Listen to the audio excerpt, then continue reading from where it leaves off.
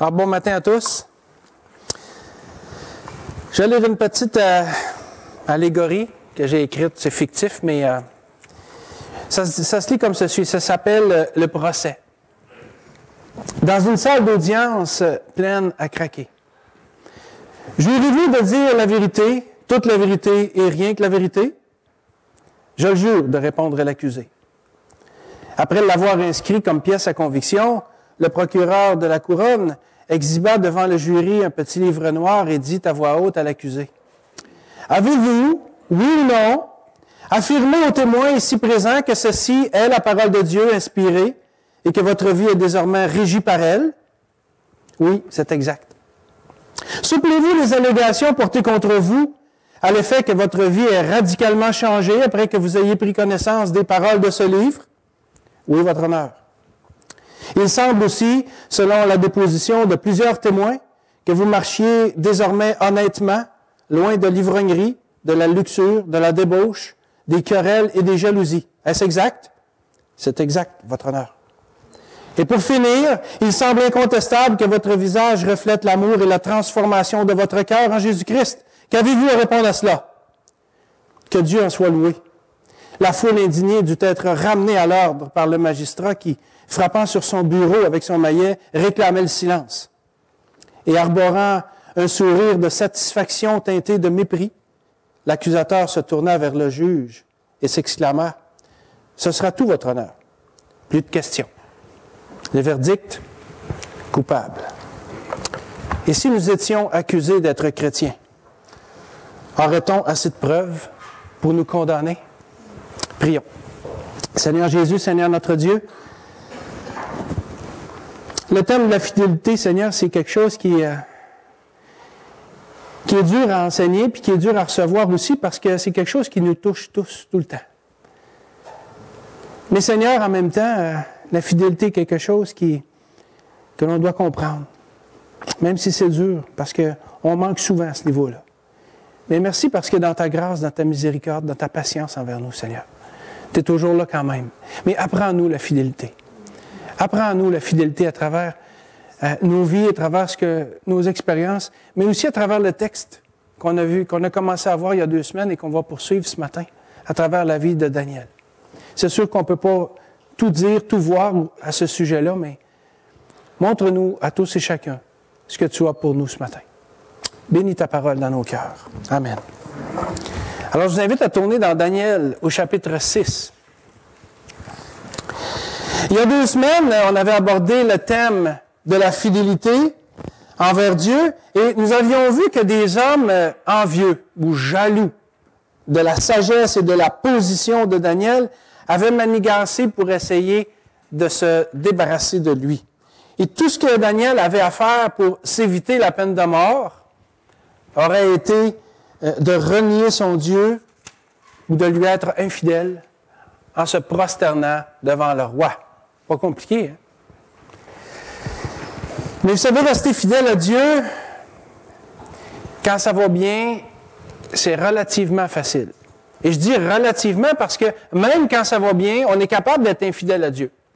Dans nos actions, dans nos paroles, dans n'importe quoi. Mais si on avait à rester fidèle à Dieu au risque de notre vie ou au risque de conséquences graves, alors là, ce serait beaucoup plus difficile. Alors, est-ce que ça vaut la peine de rester fidèle à Dieu dans toutes les circonstances? Est-ce que ça vaut la peine? Et est-ce qu'on peut y arriver? Et comment on peut y arriver?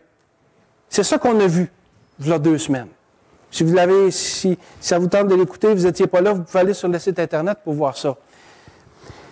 Parce que ce matin, on va poursuivre, on va faire la suite. On va regarder, la dernière fois, on avait vu les versets 1 à 11 du chapitre 6 de Daniel, et ce matin, on va faire les versets 12 à 28, où l'étau se resserre autour de Daniel. Jusque-là, Daniel était demeuré fidèle à Dieu devant la menace. Mais ici, face à l'exécution de la menace, comment va-t-il réagir? Va-t-il demeurer fidèle à Dieu? Ou va-t-il le trahir? C'est ce qu'on va voir ce matin. Et le premier point qu'on va voir ensemble, c'est La fidélité. Le prix de la fidélité envers Dieu. Alors, lisons ensemble Daniel 6. On va voir les versets 12 à 17 pour le premier point, mais pour se mettre dans le contexte, on va commencer à lire à partir du verset 3. Donc, Daniel 6, 3 jusqu'à 17. Daniel surpassait les chefs et les satrapes parce qu'il avait en lui un esprit supérieur, et le roi pensait à l'établir sur tout le royaume. Alors les chefs et les satrapes cherchèrent une occasion d'accuser Daniel en ce qui concernait les affaires du royaume. Mais ils ne purent trouver aucune accusation, ni aucune chose à reprendre, parce qu'il était fidèle, et qu'on n'apercevait chez lui ni faute, ni rien de mauvais.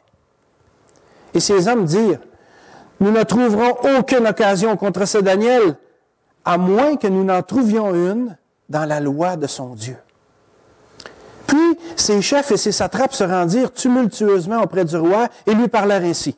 « Roi Darius, vis éternellement. » Tous les chefs du royaume, les intendants, les satrapes, les conseillers et les gouverneurs sont d'avis qu'il soit publié un édit royal avec une défense sévère, portant que quiconque, dans l'espace de 30 jours, adressera des prières à quelque dieu ou à quelque homme, excepté à toi, ô roi, sera jeté dans la fosse aux lions.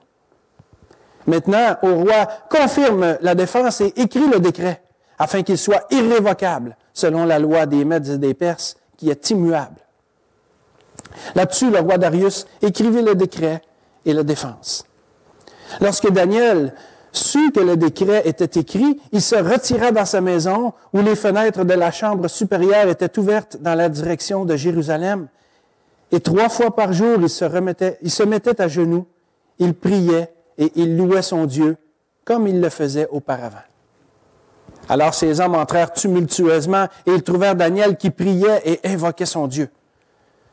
Puis ils se présentèrent devant le roi et lui dirent au sujet de la défense royale, « N'as-tu pas écrit une défense portant que quiconque, dans l'espace de 30 jours, adresserait des prières à quelque dieu ou à quelque homme, excepté à toi, ô roi, serait jeté dans la fosse aux lions? » Le roi répondit, « La chose est certaine, selon la loi des Mèdes et des Perses, qui est immuable. »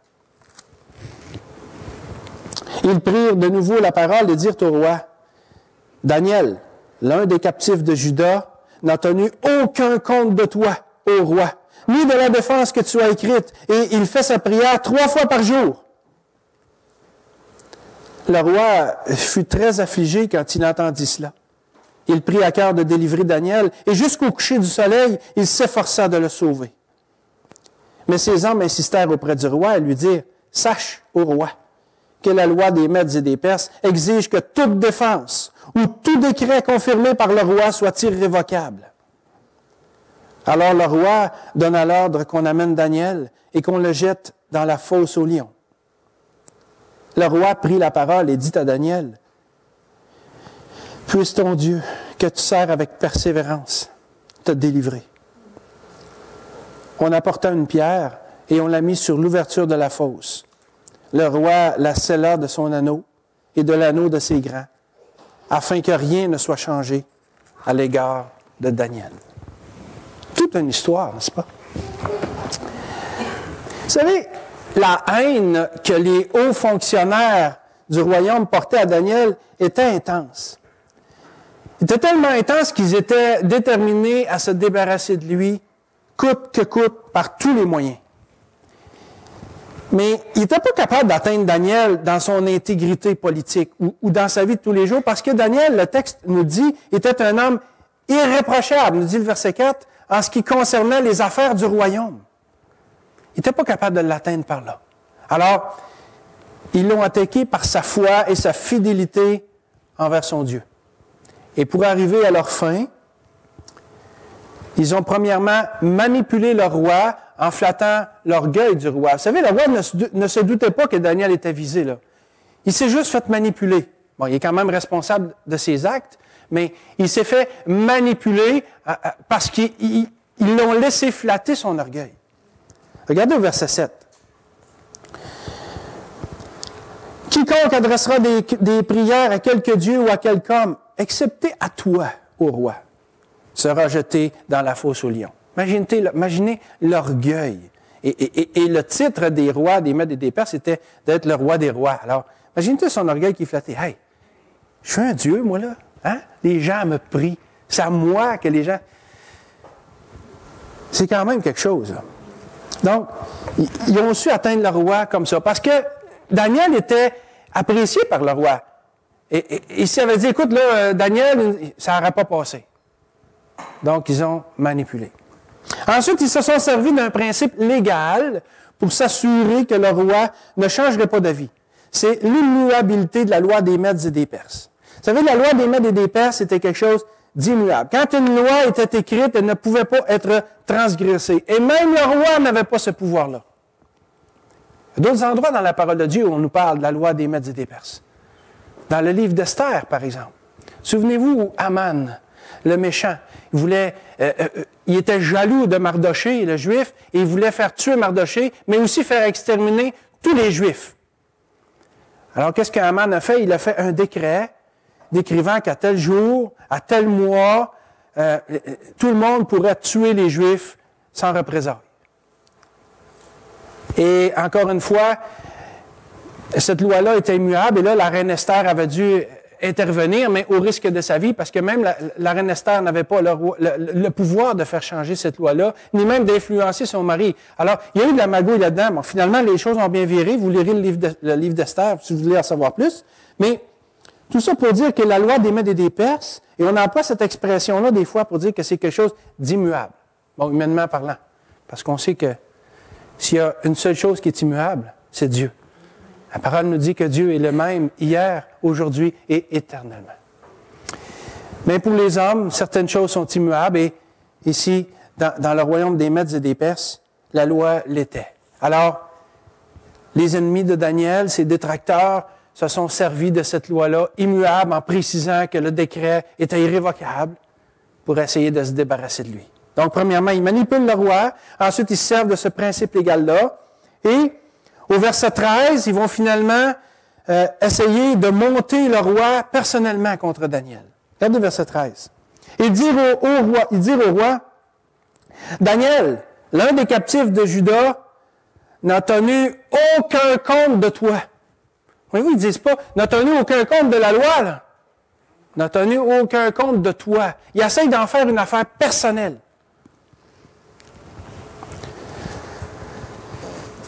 Donc, n'a tenu aucun compte de toi, au roi, ni de la défense que tu as écrite.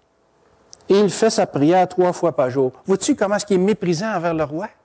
Puis envers la loi, il continue à prier son Dieu malgré cet intérêt. Voyez-vous l'agissement? Le cœur de l'homme, méchant, tortueux. Et ici, ils étaient prêts à tout pour se débarrasser de Daniel. Et quand ils ont vu qu'au lieu d'être en colère contre Daniel, parce que là, ils essayent de monter le roi personnellement contre lui, quand ils ont vu ça, que le roi était plutôt affligé que fâché, ben, ils se sont fait un devoir de lui rappeler que même lui, le roi, devait respecter le principe de la loi des Mèdes et des Perses, qui est immuable. Regardez le verset 15. Mais ces hommes insistèrent auprès du roi et lui dirent, « Sache, ô roi, que la loi des Mèdes et des Perses exige que toute défense ou tout décret confirmé par le roi soit irrévocable. » Voyez-vous toute la magouille, la manipulation qu'il y a derrière ça. Le roi se retrouve pris au piège. Et là, il n'y a pas le choix. Bien malgré lui, il doit ordonner au verset 16 qu'on amène Daniel et qu'on le jette dans la fosse aux lions. Vous savez, ici, toutes les preuves de la fidélité de Daniel envers son Dieu sont là, bien présentes et incontestables. Mais Daniel en a payé le prix. Et comprenons bien ici que ce n'est pas la fidélité de Daniel qui est attaquée. C'est sa personne. Parce que les gens étaient jaloux de lui. Ils étaient jaloux de l'esprit de sagesse qu'il avait en lui. Ils étaient jaloux de sa position politique et du pouvoir qu'il avait dans le royaume. Alors, c'est pas de la fidélité de Daniel ici. C'est pas sa fidélité qui est attaquée. C'est Daniel qui est attaqué à travers sa fidélité. Donc, ils se servent de sa fidélité pour l'atteindre et lui faire du tort. Et cette fidélité-là, on le voit dans les chapitres précédents du livre de Daniel, c'est ça qui lui a valu cet esprit de sagesse et cette position élevée qu'il a dans le royaume. Et c'est de ça que les gens étaient jaloux. Et vous savez, même si on n'a pas un esprit supérieur ou une position sociale élevée, quand on marche avec Dieu, là, ça déplaît aux gens. Notre fidélité accuse la conscience des gens. Parce que quand on marche avec Dieu, ça se fait tout seul. On reflète le caractère de Christ à travers nos vies. Quand on marche avec Dieu, on rayonne en quelque part. Et tout ça fait que nos pensées, nos décisions, nos paroles, nos actions, tout ça est teinté, influencé par la parole de Dieu. Alors, veut pas, ça nous fait marcher à contre-courant du monde. Et quand on marche à contre-courant du monde, les gens n'aiment pas ça. En Romains 13-14, on peut lire « Marchons honnêtement, comme en plein jour, loin des orgies et de l'ivrognerie, de la luxure et de la débauche, des querelles et des jalousies. Mais revêtez-vous du Seigneur Jésus-Christ et n'ayez pas soin de la chair pour en satisfaire les convoitises. » Et vous savez, quand on met ça en application, là, les gens n'aiment pas ça. Ils n'aiment pas ça parce que ça met le péché en lumière. Et vous savez, quand on parle de mettre le péché en lumière, là, j'ai toujours cette image dans ma tête d'une pièce sombre, noire, où il n'y a pas de lumière, et là, tout d'un coup, la lumière s'allume. Qu'est-ce que ça fait?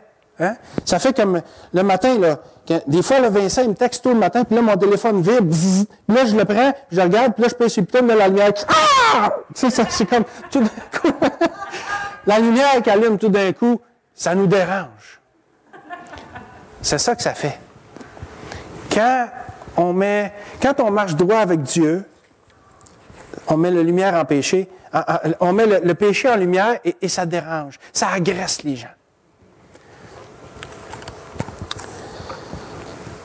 Vous savez, celui ou celle qui décide de marcher honnêtement, en refusant de payer en dessous de la table. Tu sais, il y a toutes sortes de situations, des fois. On va faire une petite job-in, il va y avoir un entrepreneur, venez chez nous, on va faire mon entrée, peu importe. On va te payer en dessous de la table, là, ça va y les taxes. Hein? Ça arrive des fois, je vais dans un commerce, puis comment est-ce que tu payes ça? Débit. Là, il y a toujours une petite phrase, là, genre, mais si tu payes en argent, on peut sauver les taxes, ou tu sais, c'est tentant. Oui, dans le fond.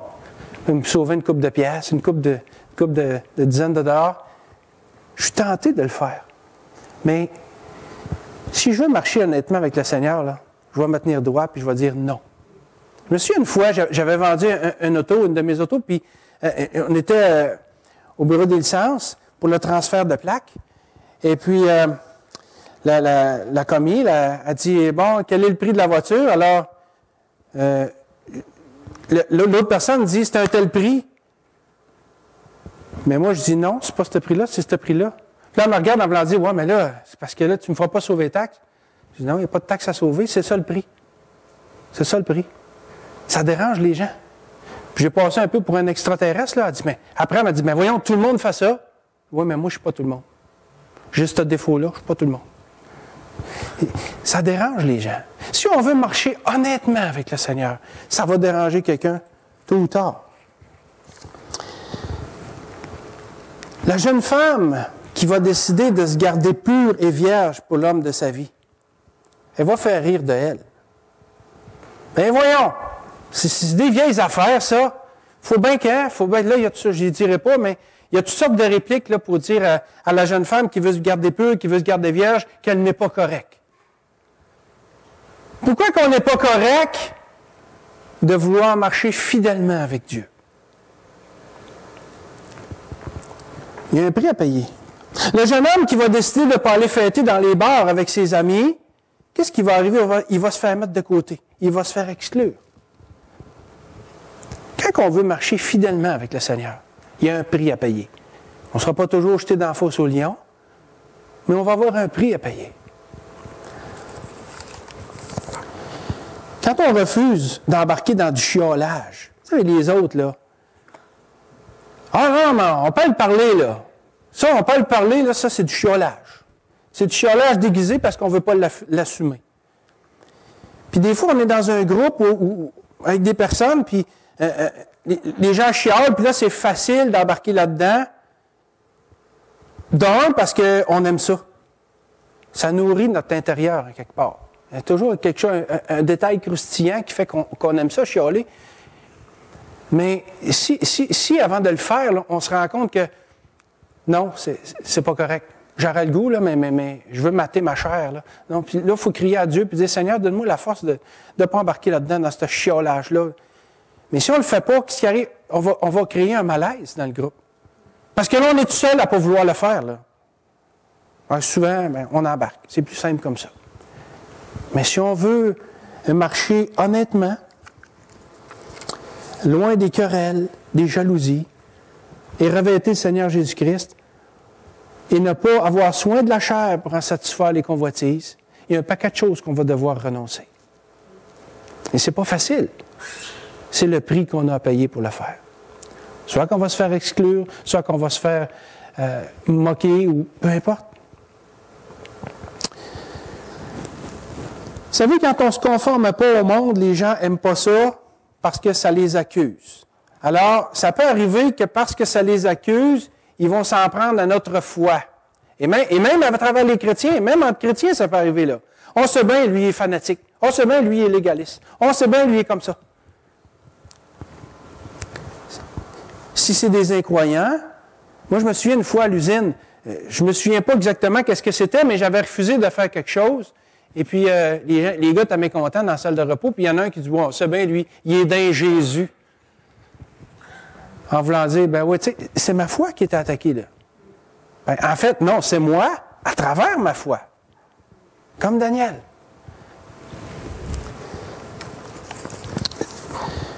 Notre fidélité envers Dieu, là, nous fera peut-être pas jeter dans une fosse au lion, mais elle va certainement nous rendre la cible de moquerie.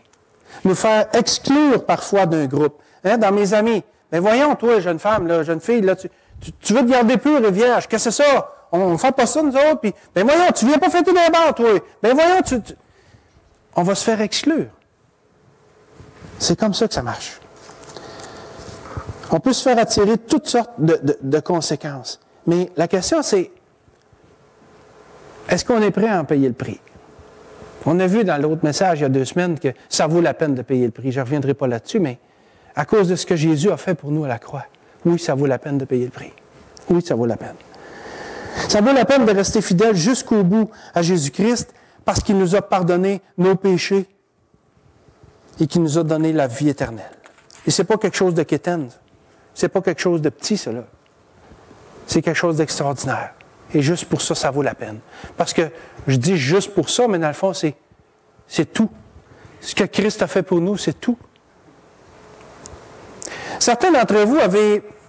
Je sais qu'il y en a qui ont connu Mme Annette Trudel, Garriépi. Mme Trudel est maintenant dans la présence du Seigneur, mais un jour, alors que je parlais avec elle, elle m'a raconté que lorsqu'elle était petite, vers 1945-1950, dans ces années-là, son père, qui faisait de l'évangélisation de rue, avait été arrêté à Val-d'Or par les policiers, et parce qu'il distribuait des traités sur la rue. J'avais écrit l'entrevue que j'avais faite avec elle parce qu'il y avait un but à ça, mais je vais vous lire ce que j'ai écrit, les mots exacts que Mme Garriépi m'avait dit. Elle avait dit, « Une fois, mon père distribuait des tracts et des policiers l'ont arrêté et amené au Château-Inn de Val-d'Or. Ils sont montés avec lui en haut et ont ouvert la fenêtre en disant, « Arrête de parler de ta religion ou on te jette en bas. » Mon père a répondu, « Mieux vaut obéir à Dieu qu'aux hommes. » Ils l'ont laissé partir finalement. Mme Trudel m'avait dit qu'à au moins 2 reprises, son père avait reçu des menaces de mort à cause de sa religion. François-Xavier Trudel, qui s'appelait. M. Trudel, il n'avait pas honte de sa foi. Et sa fille m'avait raconté, d'une façon un peu amusée, qu'une fois où son père et d'autres chrétiens étaient sur le bord de la rue en train de faire de l'évangélisation, les pompiers sont arrivés puis ils ont arrosé tout le monde. Ben, c'est le cas de le dire. M. Trudel n'avait pas peur de se mouiller pour sa foi. Vous savez, il y a un prix à payer, plus ou moins élevé, mais il y a un prix à payer pour notre fidélité envers Dieu. Lisons le verset 17. Daniel 6, 17. On apporta une pierre et on l'a mise sur l'ouverture de la fosse. Le roi la scella de son anneau et de l'anneau de ses grands, afin que rien ne soit changé à l'égard de Daniel. À cause de sa fidélité, on peut dire que le sort de Daniel a été scellé ici, humainement parlant. Mais Daniel craignait plus Dieu qu'il ne craignait les hommes. Alors même si les hommes avaient voulu sceller son sort, Daniel s'en remettait à Dieu. Regardez ce que nous dit le Proverbe 29, 25. La crainte des hommes tend un piège, mais celui qui se confie en l'Éternel est protégé. Vous savez, que ce soit une personne ou un groupe d'individus, ou la société en général, ils peuvent vouloir nous mettre dans une mauvaise situation et sceller notre sort tant qu'ils veulent, peut-être par des moqueries, peut-être en nous excluant, peut-être par des menaces, peut-être par toutes sortes de conséquences, ou en nous arrosant avec les pompiers, peu importe. Au bout du compte, là, c'est Dieu qui va avoir le dernier mot. C'est toujours Dieu qui va avoir le dernier mot. Et c'est à lui qu'on doit s'en remettre. Et on verra en s'en remettant à Dieu si, pour reprendre l'expression du texte ici, si les choses ne peuvent pas être changées à notre égard. Les gens croyaient que rien ne serait changé à l'égard de Daniel parce qu'ils avaient scellé son sort humainement parlant. Mais les hommes peuvent faire tout ce qu'ils veulent. C'est Dieu qui va avoir le dernier mot. Puis il ne nous arrivera rien que Dieu ne permettra pas qu'il nous arrive. Et s'il nous arrive quelque chose qu'on trouve déplorable, bien, disons-nous que Dieu l'aura voulu. Puis qu'en bout de ligne, on va être délivré de toute façon. Tôt ou tard, notre fidélité envers Dieu va nous coûter quelque chose. Certains l'ont payé de leur vie. L'histoire de l'Église est remplie de gens, d'hommes et de femmes, et même d'enfants qui ont payé de leur vie leur fidélité à Jésus. D'autres ont enduré de graves conséquences, que ce soit la prison, la torture, de se faire enlever leurs biens ou n'importe quoi d'autre. Et pour la plupart d'entre nous, ben, notre fidélité envers le Seigneur va avoir comme la pire des conséquences, souvent, ben, des moqueries. Il y a plusieurs niveaux là, de conséquences à notre fidélité. De la simple moquerie à la mort, avec un paquet d'affaires entre les deux, mais peu importe ce que Dieu va nous demander d'endurer pour lui, acceptons d'en payer le prix en nous souvenant du prix beaucoup plus élevé que Jésus, lui, a payé pour nous à la croix. Vous savez, Dieu ne nous demande pas de faire quelque chose qu'il n'a pas fait lui-même. Le Seigneur a été fidèle envers Dieu le Père. Quand il était à Gethsémane et qu'il était angoissé, là, et qu'il a transpiré des grumeaux de sang, ce qu'on appelle l'hématidrose. Quand on est soumis à un stress tellement intense que nos pores de la peau font sortir du sang. Jésus a subi ça. Pourquoi? Parce qu'il voyait ce qui s'en venait. Il était à Gethsémane puis il était conscient des souffrances qui allaient l'attendre. Souffrances physiques, mais souffrances morales aussi, à cause de toutes les injures, l'humiliation et tout ça. Mais Jésus est resté fidèle. Il a dit, Père, ta volonté et non la mienne. Alors, disons-nous que si le Seigneur nous demande d'être fidèle envers lui, là, il l'a d'abord été. Il l'a été envers le Père, mais c'est pour nous qu'il l'a fait. Parce que ce n'était pas pour se sauver lui qui est allé à la croix. C'est pour nous sauver, nous. Et il est allé jusqu'au bout. Il n'a pas renoncé un seul instant. On a un Dieu extraordinaire, vous savez. Moi, je ne connais aucun Dieu d'aucune religion qui a donné sa vie pour ses fidèles. J'en connais plein, par exemple, qui demandent de mourir pour lui. Mais nous, je me souviendrai tout le temps, on faisait de l'évangélisation de rue ici à Rouyn-Noranda, et puis à un moment donné, Jean-Soleil Boudreau était sur la rue, puis donnait des tracts, et puis il était arrivé quelqu'un, un musulman, puis ils parlaient ensemble. Et puis Jean Soleil, qui était même nouveau croyant à ce moment-là, il dit, en tout cas, moi, je peux te dire une affaire. Il dit, toi, il dit, ton Dieu, là, il dit, il vous demande de mourir pour lui, mais dis-moi, le mien, il est mort pour moi. La personne a viré de bord et est partie. Le Seigneur, là, il ne nous demande pas quelque chose qu'on n'est pas capable de faire. Puis il ne nous demande surtout pas quelque chose qu'il n'a pas donné l'exemple, lui, premièrement. Le Seigneur a été fidèle. Sa fidélité a été absolue. Puis s'il nous demande de lui être fidèle, bien, trouvons notre motivation dans ça. Dans le fait que lui-même, il a payé un prix beaucoup plus élevé que nous, on ne payera jamais. Même la mort. Alors, c'est à la croix qu'on doit trouver notre motivation quand on aura de la misère à rester fidèle à Dieu. Retournons à la croix.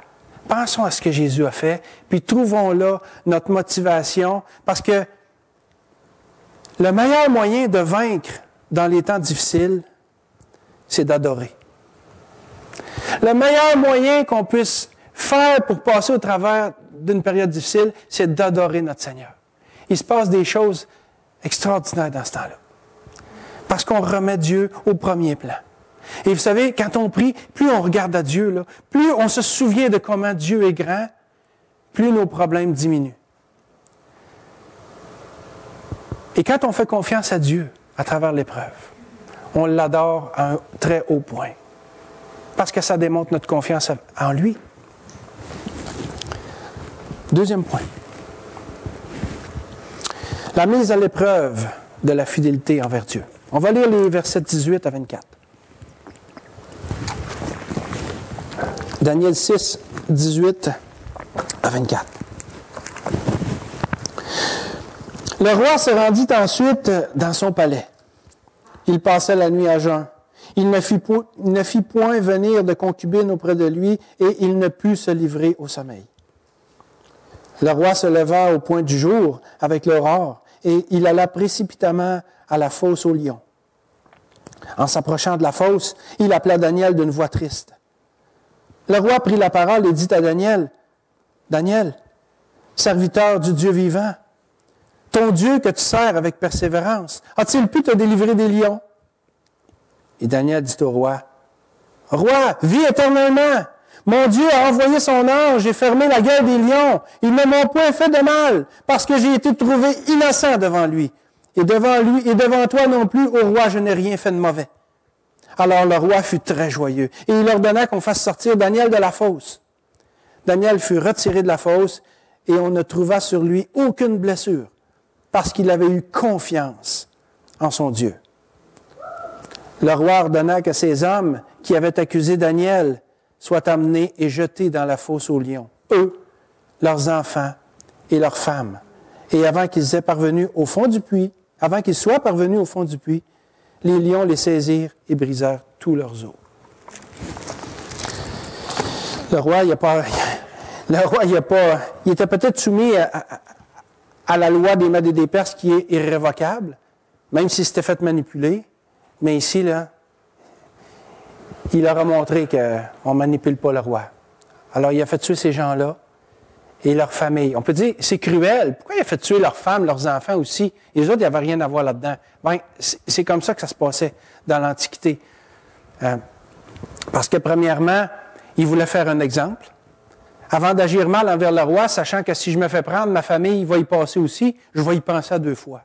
Donc, il y avait toujours l'exemple qui était donné, mais aussi le fait que le roi, en tuant toute la famille, tous les proches d'un individu, d'un traître ou de quelqu'un qui agissait mal, il s'assurait, en tout cas pas mal, que personne ne voudrait se venger. Alors, le roi avait une certaine tranquillité d'esprit. Et c'est pour ça qu'il a fait ça ici. Je ne dis pas que c'est bien, c'était culturel. Mais j'en parle parce que c'est bon de savoir qu'est-ce qui arrive. C'est dans ces contextes-là que ça s'est fait. Donc, pour revenir à Daniel, il était demeuré fidèle jusqu'au bout et il avait été délivré miraculeusement par Dieu. Et le verset 22 nous dit qu'il a envoyé son ange et fermé la gueule des lions.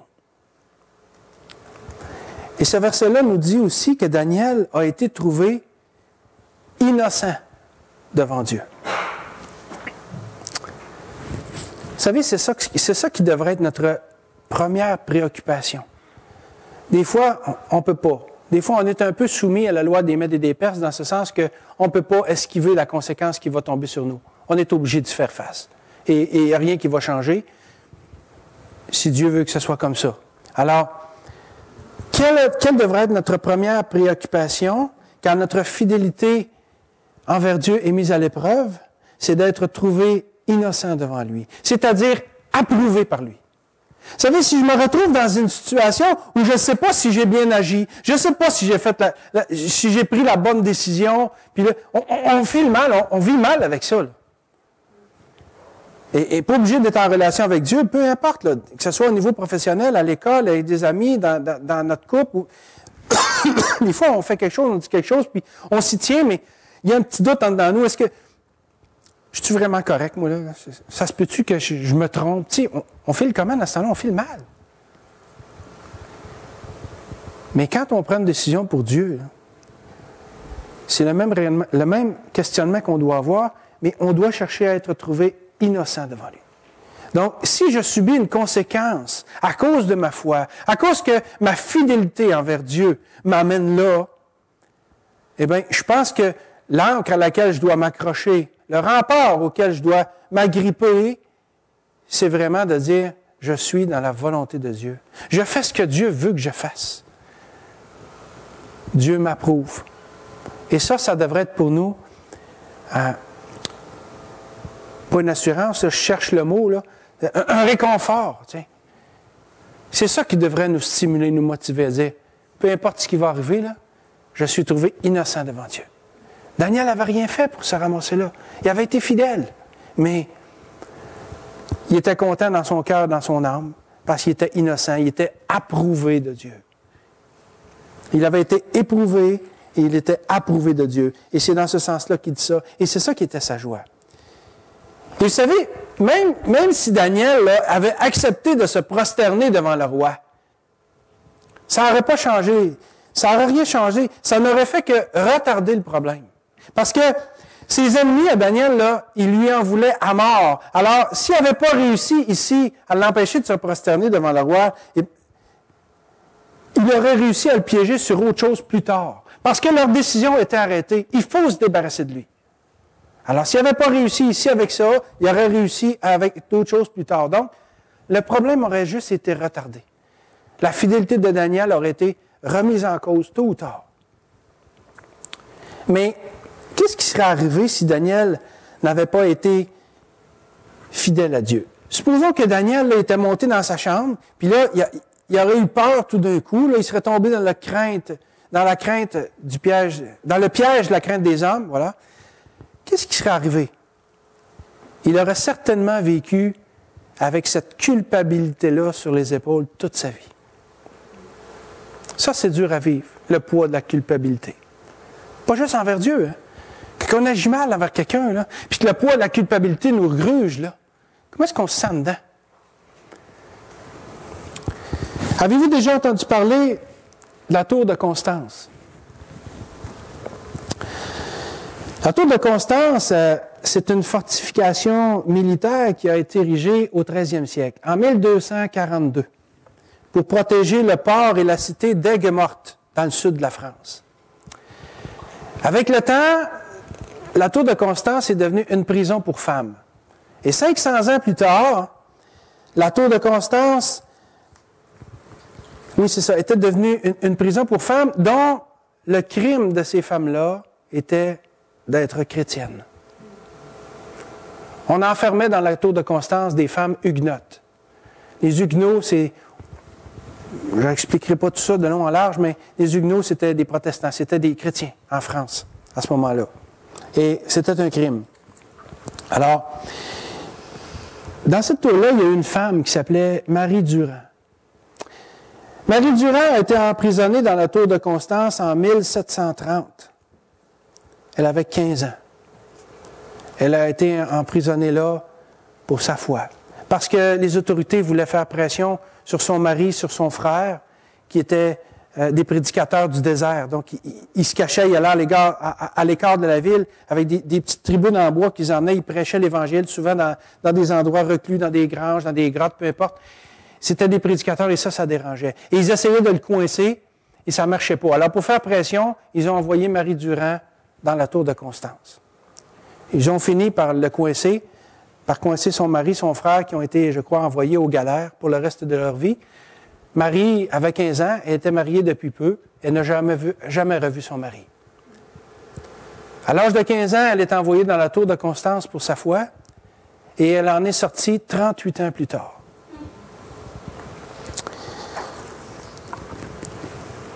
L'affaire qu'il y a, c'est que Marie Durand aurait pu sortir bien avant de la tour de Constance. Savez-vous tout ce qu'elle avait à faire pour y sortir? Renier. Elle avait juste à renier Jésus-Christ comme son Sauveur et Seigneur et elle serait sortie. Mais elle est restée 38 ans de sa vie. Et au bout de 38 ans, elle n'est pas sortie parce qu'elle a renié. Elle est sortie parce que les autorités ont décidé de la laisser sortir. C'est de la fidélité, ça. Marie Durand a édifié et encouragé au cours de ces années-là un grand nombre de femmes qui ont été emprisonnées avec elle à l'intérieur de la prison. Et dans cette prison-là, qui est devenue un musée aujourd'hui, on peut lire encore sur la margelle du puits cette inscription qui est écrite là. Résister. Marie Durand aurait gravé « résister » sur la margelle du puits pendant 38 ans avec ses ongles, ce mot-là. Résister. Résister.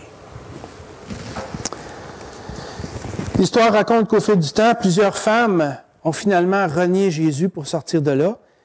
Mais l'histoire raconte aussi que certains soirs, ces femmes-là revenaient au pied de la tour de Constance pour écouter Marie Durand et ses co-détenus chanter des cantiques, des louanges à Dieu. Prises de remords, certaines de ces femmes-là qui avaient été libérées pour avoir abdiqué auraient regretté de l'avoir fait en entendant chanter ces femmes-là et elles ont demandé à retourner dans la prison. Ça leur a été catégoriquement refusé. Vous allez vivre avec votre rejet, avec votre reniement. Vous avez renié votre Dieu, vous allez vivre avec, on ne vous remettra pas en prison. Toute leur vie, ces femmes-là ont dû vivre avec sur leur conscience le fait d'avoir renié leur Sauveur. Ça peut être facile pour nous autres de les critiquer, de les juger, de les condamner. Ben voyons. Mais avant de le faire, demandons-nous comment nous-mêmes on réagit quand notre fidélité envers Dieu est mise à l'épreuve. Et pas seulement parce qu'on envoie en prison. Bon, il n'y a aucun d'entre nous ici, je pense, qui a été menacé de prison pour sa foi. Là. Mais est-ce que ça nous est déjà arrivé de renier Jésus-Christ parce qu'on était la cible de moquerie? Ou parce qu'on avait peur de déplaire? Ou parce qu'on avait peur de perdre la face devant nos amis? Vous savez, on est loin d'un emprisonnement à vie ici, là. Notre fidélité envers Dieu peut être mise à l'épreuve de toutes sortes de façons. Je pense qu'on est tous interpellés par ça. Quelle est ma fidélité envers le Seigneur? Puis des fois, je me demande si c'est pas plus facile de faire de la prison pour le Seigneur que de vivre librement en communion et marcher avec lui. Je ne sais pas. Sincèrement, je ne sais pas. Je n'ai pas connu la prison. Mais je pense que j'espère et je prie de tout mon cœur que si un jour, à cause de ma foi, on me menace de prison ou de peine de mort, j'espère que Dieu va me donner la force de lui rester fidèle. Et si ça m'arrive un jour, priez pour moi. Souvenez-vous que je vous ai déjà demandé ça. Il peut y avoir différents niveaux de difficultés et on ne sait jamais comment on va réagir devant une situation. Alors mieux vaut s'y être préparé. Notre fidélité envers Dieu est mise à l'épreuve par différentes choses, différents niveaux de difficultés, mais dans tous les cas, sachons que Dieu est capable de nous faire résister, de lui rester fidèle, malgré tout, afin que l'on soit trouvé innocent, c'est-à-dire approuvé et fidèle devant lui. Moi, je pense que certaines épreuves prennent une force surnaturelle pour qu'on soit capable de les endurer. Et cette force-là, c'est Dieu qui la donne. Oui, on peut certainement se trouver une certaine forme de courage, de tout ça dans la pensée positive, dans toutes sortes d'affaires du monde, là. Mais jamais ça aura la valeur de ce que Dieu peut nous donner. Jamais ça aura la profondeur, l'intensité de ce qu'on peut aller chercher, de ce qu'on peut acquérir dans la présence de Dieu à travers ses promesses, à travers ce qu'il a fait pour nous, à travers ce qu'on le voit faire, à travers la vie des gens.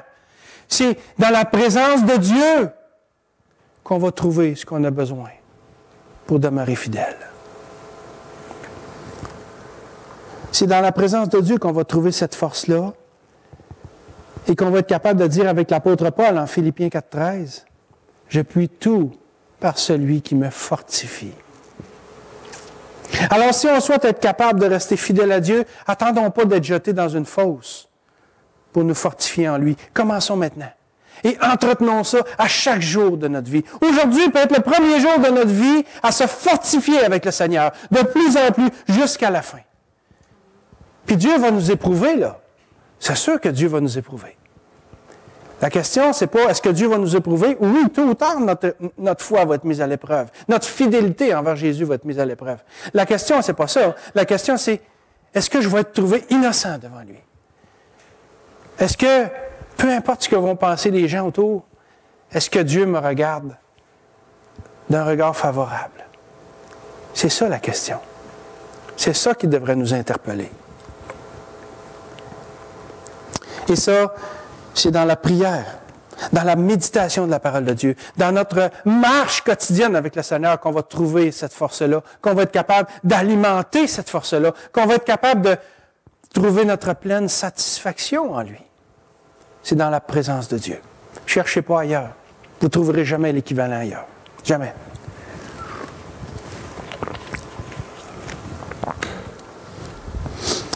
Question. Comment se fait-il que Daniel a été délivré de la fosse au lion le lendemain matin, alors que Marie Durand, elle, est restée emprisonnée pendant 38 ans de sa vie? Est-ce que ça veut dire que Daniel était plus proche de Dieu que Marie? Non. C'est pas ça que ça veut dire. Je ne sais pas lequel des deux était plus proche de Dieu. Mais je sais que ça ne veut pas dire qu'il y en a un des deux qui était plus proche de l'autre.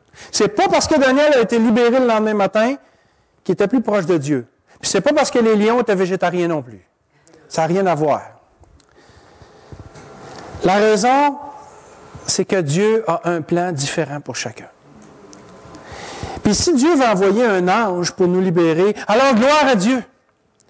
Gloire à Dieu. Mais sinon, s'il nous laisse subir cette conséquence de sa fidélité envers lui, acceptons-le, soyons trouvés innocents devant lui. Acceptons le plan qu'il a pour nous, et c'est comme ça qu'on ne connaîtra jamais le regret et la honte de l'avoir trahi. Parce que vivre avec ça, là, ça fait mal. Ça fait mal. Souvenez-vous, au cours de notre vie, on a tous, toute la gang, fait des choses qu'on a regrettées. Puis de vivre avec ça, c'est pesant. Ça nous gruge à l'intérieur. Je ne veux pas avoir à vivre avec le feeling, la conséquence d'avoir trahi Dieu. Je ne veux pas vivre ça. Puis c'est sûr que si je le fais, écoutez, le pardon est toujours disponible au pied de la croix. Là. Mais, et même si Dieu nous pardonne, des fois, on a de la misère à se pardonner nous-mêmes. Et c'est ça qui est dur à vivre. Mais je ne dis pas que c'est correct, parce que si Dieu nous pardonne, on n'a pas le droit de ne pas se pardonner. Mais c'est quand même ce qu'on fait des fois. Et ça, c'est dur. Alors, approchons-nous de lui, puis cherchons jusqu'à le trouver. La grâce de rester fidèle dans le Seigneur. Dans les petites choses, comme dans les grandes choses. Ce que Dieu veut, c'est qu'on lui reste fidèle en gardant la foi. Et il nous appelle à avoir exactement la même réaction que Shadrach, Meshach et Abednego. Regardez en Daniel 3, 17 et 18, qu'est-ce qui est écrit. Shadrach, Meshach et Abednego étaient menacés d'être jetés dans la fournaise ardente. Et là, on peut lire ceci, ce qu'ils disent. « Voici, notre Dieu que nous servons peut nous délivrer de la fournaise ardente. » Ils n'en doutaient pas, là.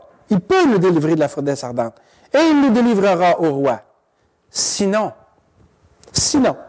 sache, ô roi, que nous ne servirons pas tes dieux et que nous n'adorerons pas la statue d'or que tu as. Wow!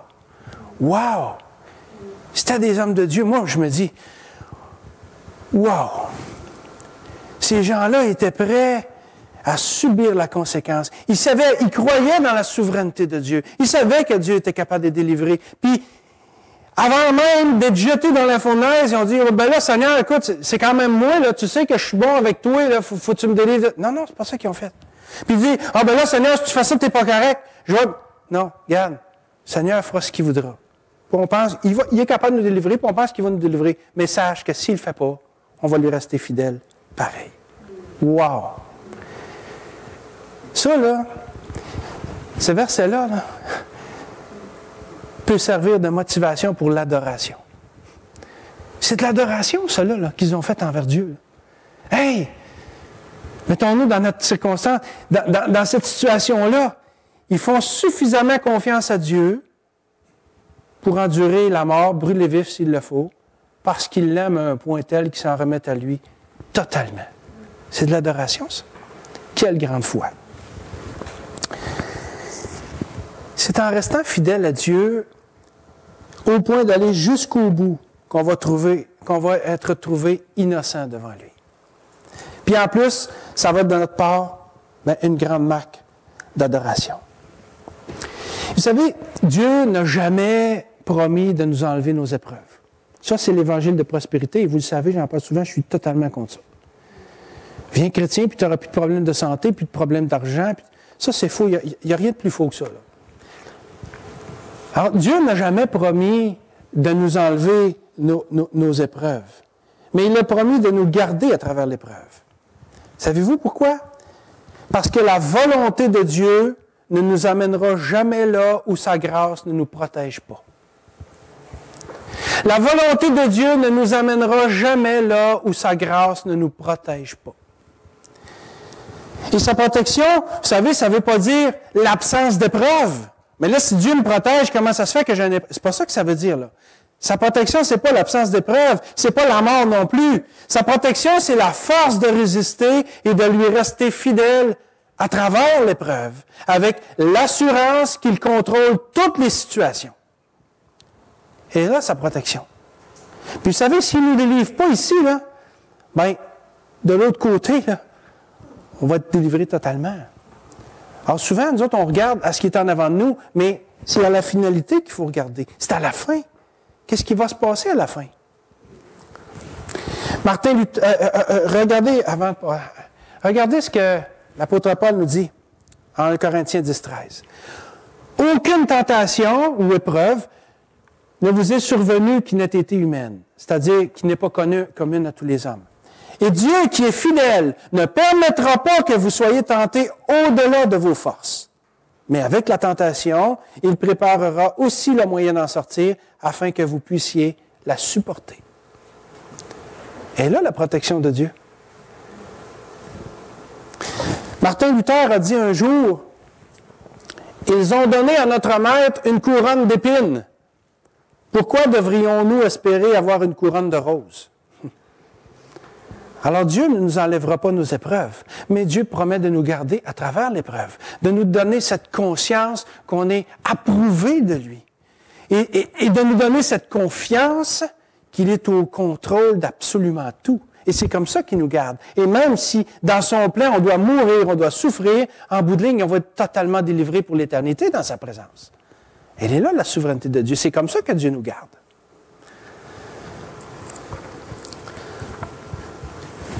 Donc, attendons-nous pas à ce que notre fidélité pour le Seigneur, attendons-nous, c'est-à-dire à ce que notre fidélité pour le Seigneur soit mise à l'épreuve, tôt ou tard. Puis quand ça va arriver, cherchons à être approuvés, innocents devant lui. Revenons à Daniel. Le verset 23 nous dit que Daniel fut retiré de la fosse et on ne trouva sur lui aucune blessure. Parce qu'il avait eu confiance en son Dieu. Ici, là, on a le secret de la fidélité. Si si vous avez entendu le message il y a 2 semaines, on a vu dans les versets 10 et 11 comment Daniel avait trouvé la force de résister. Vous en souvenez-vous? Il s'était réfugié en Dieu. Il a prié. Il a tombé sur ses genoux, la face tournée vers Jérusalem, vers ce qui sur la terre représentait la place où Dieu était. Et c'est ça. Et c'est ça qu'il faut faire nous aussi. Se tourner nos regards, nos pensées, notre âme, notre conscience, nos problèmes, tourner tout ça en direction du trône de Dieu. Et s'attendre à lui. Le psalmiste dans le psaume 34 nous dit, quand on tourne vers lui les regards, on est rayonnant de joie.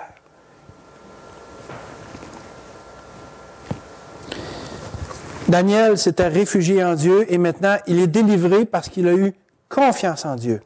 Et vous savez, c'est sa foi. C'est la foi de Daniel qui l'a... C'est sûr que notre foi met en action la puissance de Dieu. C'est Dieu qui délivre, mais c'est quand même... On peut dire que c'est la foi de Daniel qui a fermé la gueule des lions. En tout cas, c'est ce que l'auteur de l'Épître aux Hébreux nous dit. Et que dirais-je encore? Car le temps me manquerait pour parler de Gédéon, de Barak, de Samson, de Jephthé, de David, de Samuel et des prophètes qui, par la foi, vainquirent des royaumes, exercèrent la justice, obtinrent des promesses, fermèrent la gueule des lions, référence à Daniel, éteignirent la puissance du feu, référence à Shadrach, Meshach et Abednego, etc. C'est la foi de ces gens-là qui ont permis à Dieu, qui ont fait que Dieu a agi. Alors, est-ce qu'on croit que Dieu peut nous délivrer de n'importe quelle épreuve? Il a délivré ces gens-là de la fosse aux lions. Il a délivré de la fournaise ardente. Oh, ça ne marche plus de même aujourd'hui. Ah? La parole de Dieu nous dit que Dieu est le même hier, aujourd'hui et éternellement. Le Dieu qui a fait ça, et le Dieu qui a ouvert la mer Rouge en deux, là, est capable d'agir encore aujourd'hui dans nos vies. Et si les miracles qu'il fait, les délivrances qu'il nous accorde, ne sont pas toujours physiques ou grandioses dans ce sens-là, elles ont une portée spirituelle extraordinaire. Extraordinaire et incontestable aussi. Est-ce qu'on croit que Dieu peut nous délivrer de n'importe quelle épreuve? Est-ce qu'on croit que Dieu est capable de fermer la gueule des lions ou d'éteindre la puissance du feu? Absolument. Dieu peut le faire. Dieu peut le faire. Puis il peut faire encore plus que ça. Dieu peut nous donner la victoire sur le pire de nos ennemis, la mort. La mort. Dieu peut faire en sorte que nous soyons délivrés de la puissance de la mort, de l'angoisse de la mort, de la peur de l'éternité ou de n'importe quoi d'autre. Vous savez, il faut faire confiance à Dieu pour être capable de s'approprier ces paroles du psaume 23. Dans le psaume 23, 4, on peut lire ceci. « Quand je marche dans la vallée de l'ombre de la mort, je ne crains aucun mal, car tu es avec moi. » Dieu vous offre son salut. Est-ce que vous l'avez déjà accepté? Est-ce que vous faites confiance suffisamment à Dieu pour lui donner votre vie? Vous savez ce que Jésus a fait à la croix, là? C'est bien plus grand que de vous délivrer de la fosse aux lions, de la fournaise ardente ou des problèmes que l'on vit. Parce que la mort, là, c'est pas la fin de toute chose. La mort, c'est le début de l'éternité. Alors, où est-ce qu'on va passer l'éternité? Dieu nous offre un ticket, VIP. Puis c'est pas aller-retour parce qu'on ne voudra pas revenir. C'est un aller simple. Mais VIP, tout compris. Jésus nous offre cette délivrance extraordinaire de nous donner la vie éternelle, de nous assurer de passer l'éternité dans sa présence, dans un endroit où ça ne fournira plus d'aller bien. On va être pleinement heureux, où toute larme va être effacée. Est-ce qu'on en veut de ça? Parce que si on regarde juste à notre vie, à ce qu'on veut dans cette vie, on ne regarde pas bonne chose, parce que tout ça est appelé à disparaître. Et de toute façon, tout ce qu'on connaît de mieux dans cette vie, c'est de la boue de l'autre côté. Dieu nous offre la vie éternelle. Dieu nous offre la plus grande délivrance qui soit. Moi, je le sais, avant de me convertir, là, j'avais tellement peur de la mort. Là, j'étais angoissé, j'avais peur de l'endroit où je passerais l'éternité. Mais Jésus m'a délivré de ça. C'est pas que je veux mourir, là. La vie est belle, puis je suis content de vivre, puis j'espère que je vais vivre vieux puis en santé. Comme disait Yvon Deschamps, mieux vaut être riche et en santé que pauvre et malade. Hein? C'est sûr. Mais la vie est belle. Il faut en profiter. Le Seigneur a des choses pour nous, un plan pour nous. Profitons-en puis marchons avec lui. Mais j'ai cette espérance que maintenant, si tout ça arrête, si ma vie va se terminer aujourd'hui, bon, c'est pas grave parce que je vais avoir une promotion. Je vais être promu dans la présence de Dieu, puis tout ça va être extraordinaire. Et c'est la même chose pour vous. Je ne sais pas qu'est-ce qui peut vous faire peur. Quelle est la délivrance que Dieu peut vous accorder, humainement parlant, pour que vous compreniez que ce qu'il vous offre, c'est ce qu'il y a de plus grand. Avez-vous accepté? Jésus vous offre son salut. Acceptez-le. C'est pas compliqué. C'est pas compliqué. Acceptez que Jésus a tout fait à votre place, puis donnez-lui votre vie. Allez vers lui, dans votre cœur, dans vos pensées, d'un cœur sincère, mais avec une réelle repentance. Dites, Seigneur, ma vie, là, est pleine de péchés. Puis, Seigneur, je voudrais que tu me délivres de ça, de cette vie de péché. Oui, on va pécher encore, parce que tant qu'on est dans la chair, on est encore dans la présence du péché, ça nous influence, alors de temps en temps, on tombe. Mais, ultimement, on va être délivré du péché en Jésus-Christ. Et c'est ça que Jésus nous offre. L'avez-vous accepté? Attendez pas. Attendez pas que votre sort soit scellé. Parce que la parole de Dieu nous dit qu'après la mort, c'est le jugement. Dans Hébreux 9, nous dit ça. Faites-le maintenant. Faites ce pas de foi. Allez à Jésus-Christ. Donnez-lui votre vie. Demandez-lui de vous donner la plus grande des délivrances. Parce qu'il a été fidèle pour vous jusqu'à la mort. Troisième point. Troisième et dernier point. Le témoignage ou l'impact de la fidélité. Lisons les versets 25 à 28. Après cela, le roi Darius écrivit à tous les peuples, à toutes les nations, aux hommes de toute langue qui habitaient sur toute la terre. Que la paix vous soit donnée avec abondance. J'ordonne que dans toute l'étendue de mon royaume, on ait de la crainte et de la frayeur pour le Dieu de Daniel. Car il est le Dieu vivant et il subsiste éternellement. Son royaume ne sera jamais détruit et sa domination durera jusqu'à la fin. C'est lui qui délivre et qui sauve, qui opère des signes et des prodiges dans les cieux et sur la terre. C'est lui qui a délivré Daniel de la puissance des lions. Daniel prospéra sous le règne de Darius et sous le règne de Cyrus le Perse. Wow! Quelle confession de foi ici! Quelle reconnaissance envers... Écoutez, ce roi de Perse qui se nommait lui-même le roi des rois cède sa place à quelqu'un de plus grand que lui, à l'Éternel. Parce qu'il a reconnu. Au début, à un moment donné, il disait dans le texte, hein, Daniel, ton Dieu, que tu sers avec persévérance, a-t-il pu te sauver? A-t-il pu te délivrer? Il vient lui-même de donner la réponse à cette question. Là où le roi disait premièrement qu'il reconnaissait que Daniel avait une grande foi dans son Dieu, le roi vient maintenant de reconnaître que c'est le seul Dieu en qui nous devrions avoir la foi. C'est quelque chose. Quel impact! Quel témoignage! C'est extraordinaire. La fidélité de Daniel, c'est ça qui a provoqué ça. C'est la fidélité de Daniel qui a amené le roi à faire cette profession de foi, si on peut dire. À rendre ce témoignage absolument grandiose pour Dieu. Ça me fait penser à ce qu'un des pères de l'Église, Tertullien, vers la fin du 2e siècle, a écrit. Il a écrit dans un... Bon, c'est pas grave la référence, mais Tertullien a écrit « Le sang des martyrs est une semence de chrétiens. » Le sang des martyrs est une semence de chrétiens. Vous savez, au travers des siècles, il y a beaucoup de gens qui se sont convertis à Jésus-Christ parce qu'ils ont été témoins de la fidélité de chrétiens qui ont été martyrisés et qui sont demeurés fidèles à leur Dieu. Je vous l'ai déjà dit, au Moyen Âge, et je vais le répéter, au Moyen Âge, il y a beaucoup de chrétiens qui ont été envoyés au bûcher, brûlés vifs. Et parmi ces chrétiens-là, parfois, il y en a qui chantaient des cantiques. Ils brûlaient vifs au lieu de crier puis se lamenter, ce que j'aurais probablement fait. Ils chantaient des cantiques. Mais le fait qu'ils chantaient des cantiques dans cette condition-là, il y a des gens qui se sont convertis. Et ça dérangeait. Alors, il est venu un temps où on coupait la langue des chrétiens avant de les mettre sur le bûcher pour qu'ils arrêtent de chanter.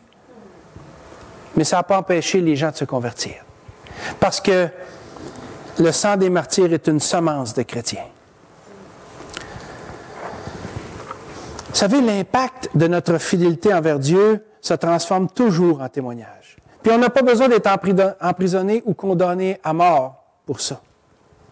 Il nous suffit juste d'agir fidèlement envers Dieu dans notre vie de tous les jours, puis Dieu va faire rayonner notre témoignage. C'est Dieu qui va le faire. Il va se servir de nous pour se faire connaître et pour se glorifier, comme il l'a fait ici. Vous savez, la fidélité de Dieu, ça s'apprend. Ça s'apprend.